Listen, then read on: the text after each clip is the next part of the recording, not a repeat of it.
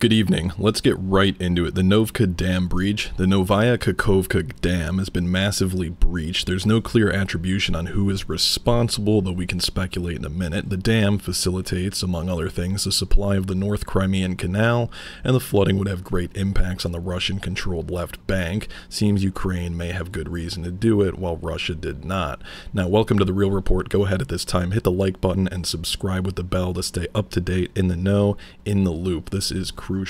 Now, what I did want to talk about, what would happen if the dam were to be blown? Now, this is out of a war game from last year when the Russians were accused of planting explosives on the dam.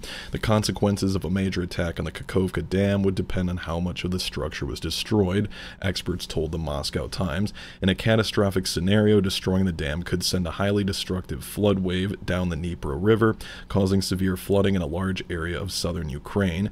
Backswell would also likely flood in the Inulets River, a tributary of the Dnipro.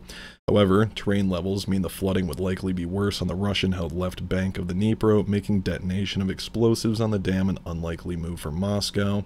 Now, destroying the dam would mean Russia essentially blowing off its own foot, military analyst Michael Kaufman said on the War on the Rocks podcast.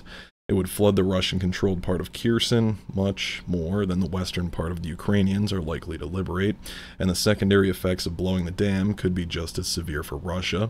Now, lowering the river level behind the dam threatens both water supplies to Moscow, annexed Crimea, and risks cutting off access to cooling water for the Russian-controlled nuclear power plant in Ukraine's Zaporizhzhia region.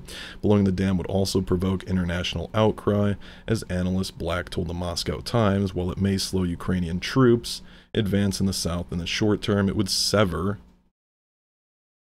Ukrainian resolve and will to fight against Russian occupation in the long run as the area is flooded. Now, one of the most important things to look at here is the worst case modeling for the Nova Kakhovka Dam break, updated as of today.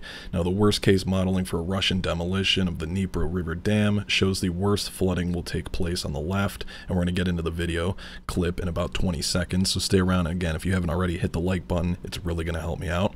Now, the Antonovsky Bridge east of Kherson City after 19 hours will be hit, and the Inulets River will backflow. After 4 to 5 days, there would be some flooding up the river bug to Mykolaiv.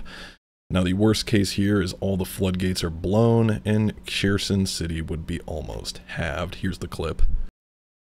Now, people downstream villages should pack their bags and leave immediately if they haven't already. Again, the worst case modeling for the Nova Kakhovka Dam break. Several smaller towns or villages on both sides of the Dnipro are going to be flooded, and when the wave hits, it will probably be very dangerous, and lives are unfortunately going to be lost from this. Here's the model. I'll let it finish playing out.